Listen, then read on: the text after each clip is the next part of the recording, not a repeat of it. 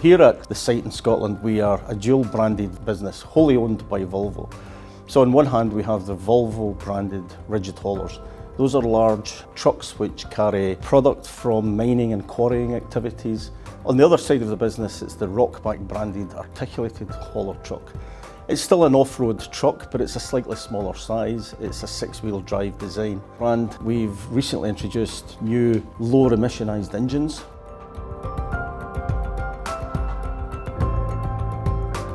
Volvo is very interested in our targets for achieving sustainability goals and low to zero emissions by 2030, and finally being a zero emissions manufacturing facility by 2040 and zero emission products by 2040. What it's done is open up to some major projects that are going on, and the biggest one is here in the UK, the HS2, the high-speed rail project, where there was an insistence from those project leaders that the products working on it had to be of a particularly low emission level.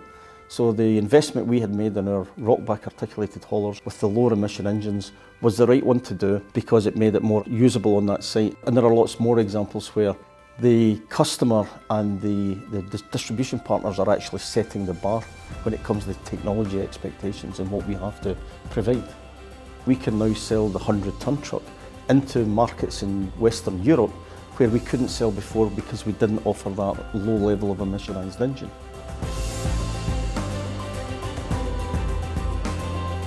We need to be able to change quickly with changing demand and changing customer expectations. The most significant change in the last few years has been the introduction of our robotic welders. So we have two highly advanced custom designed robotic welders, and they are currently working away while we are talking welding products for our customers. They can weld at 1 metre per minute, so very fast, very precise, high quality aesthetic finish, and those have been a significant investment in this site, and we are reaping the benefits of that investment.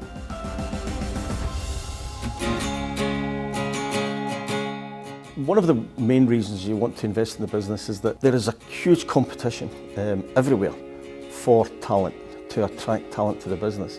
And a problem, especially here in Western Europe and in the UK, there's not enough talent, there's not enough people with the skills and competencies going around. That's a huge challenge. So we have to invest massively to be able to reach that.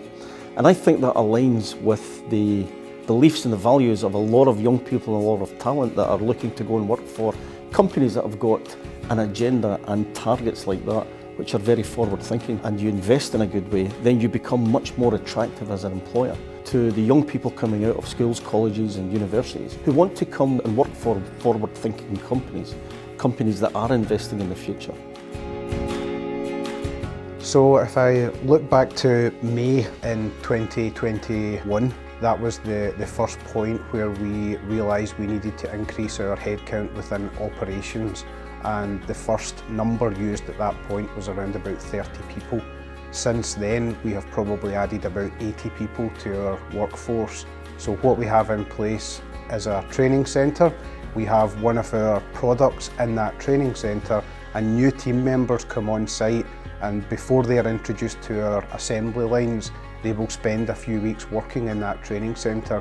We definitely feel that it's worth their while having that upfront investment in those people for the long-term commitment that we're going to make to them and jobs here at Volvo Motherwell.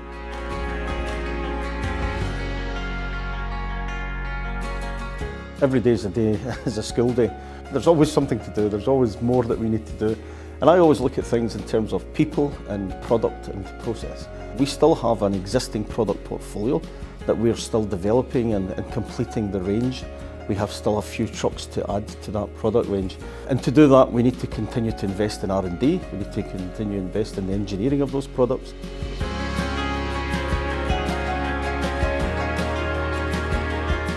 I think that irrespective of the size of companies, for example, that are in the CeeD network, whether they're small, medium and large, it's not just about investing millions of pounds in new equipment and new technologies. It's also about raising the understanding and the ability of things like process knowledge, lean systems knowledge, and it doesn't necessarily take a huge amount of bricks and mortar or machinery investment, but it's more about investment in the people. You want to do something better, you want to be better tomorrow, so what do we need to invest in today to make that happen? And then you do your evaluation and analysis, your risk assessment, and then you make the decision.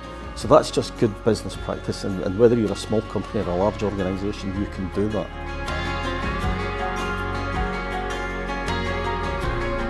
CeeD was established as a network to share knowledge and ideas and understanding and solution. We've certainly benefited from it. They teach, they help, they share ideas. We say to the world that we are here to build a better tomorrow. We are here to shape our future. And we are humble enough to know that we can't do it ourselves. We have to work with organisations such as CeeD to be able to do that. I don't have all of the answers, but I know there are people and companies and organisations that do have those answers that can help us. That's why this is such an important organisation and why it's great to be part of it.